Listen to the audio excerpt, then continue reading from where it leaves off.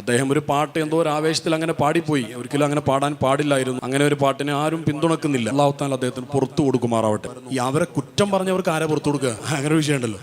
ഇതിനിടയിൽ കലക്ക് വെള്ളത്തിൽ മീൻ പിടിക്കുന്ന കുറേ ആളുകളുണ്ട്. അതൊരിക്കലും കാണാതെ പോകാൻ പാടില്ല. പാട്ട് പാടുന്ന ആളുകൾക്കെതിരെയൊക്കെ സംസാരിക്കാൻ വേണ്ടി ഒരു അവസരം കിട്ടിയതുപോലെ ഉറഞ്ഞു തുള്ളുന്ന കുറേ ആളുകളെ സോഷ്യൽ മീഡിയയിൽ കാണുന്നുണ്ട്. അത് ആ വിഷയത്തെക്കുറിച്ച് പറയേണ്ടത് ആധികാരികതയുള്ള പണ്ഡിതന്മാർ പറഞ്ഞു കഴിഞ്ഞു. ഇനി ആ വിഷയം വിടുക. ഈ സോഷ്യൽ മീഡിയയിൽ വിമർശിക്കുന്ന ആളുകളൊക്കെ ഒന്ന് നെഞ്ചത്ത് കൈവച്ചൊന്ന് ആലോചിക്കുന്നത് നല്ലതാണ്. തെറ്റിന് ആർക്ക മനുഷ്യന്മാർ മാക്സിമങ്ങൾ വളരെ പ്രസംഗത്തിൽ തെറ്റുപറ്റാറില്ലേ, അല്ലെങ്കിൽ സംഘാടനത്തിൽ തെറ്റുപറ്റാറില്ലേ? എന്തൊക്കെ വിഷയത്തിൽ ഇതിപ്പോ വേദിയിൽ പരസ്യമായിട്ട് പാടിയത് കൊണ്ട് അതറിയുന്നു. പരസ്യമായിട്ട് പാടിയ പരസ്യമായിട്ട് തിരുത്തുന്ന അത് എവിടെ പറഞ്ഞത്? അങ്ങനെ ഒരാൾ പരസ്യമായിട്ട് തെറ്റുണ്ടാൽ ജനങ്ങളെ വഷളാക്കാൻ ആര് പറഞ്ഞതാ? എത്രയോ കുറഞ്ഞ ആളുകൾ മാത്രം കാണേണ്ട ഒരു പരിപാടിയായിരുന്നു ഇത്. ഇതിപ്പോ അവസാനം ഷെയർ ചെയ്തിട്ട് കുറെ റീച്ച് ഉണ്ടാക്കുക. എന്തൊരു കഷ്ടമാണിത്. നമ്മുടെയൊക്കെ മൊബൈലിലൂടെ ഓരോ ദിവസം ഇങ്ങനെ കലങ്ങി മറിഞ്ഞു പോകുന്ന ഓരോ വീഡിയോസ്, ഓരോ ഫോട്ടോസ് ഒരാഴ്ചത്തെ സ്ക്രീനിൽ ഇടാൻ പറഞ്ഞാൽ പണി കഴിയും. അത്ര മോശമാണ് നമ്മളെല്ലാവരും. എന്നിട്ടാണ് ഏതോ ഒരു കുട്ടി ഒരു അബദ്ധം പറ്റി, ആ കുട്ടിയോട് ചോദിക്കും നിങ്ങൾ എന്താ ഉദ്ദേശിച്ചതെന്ന്.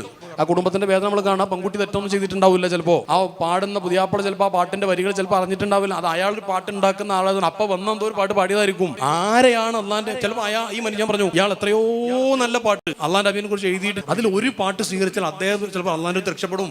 കുറ്റം പറഞ്ഞതിന്റെ പേര് നമ്മൾ കേട് വന്ന് പോവുകയും ചെയ്യും. അത് നന്നായിട്ട് ശ്രദ്ധിക്കേണ്ടതാ.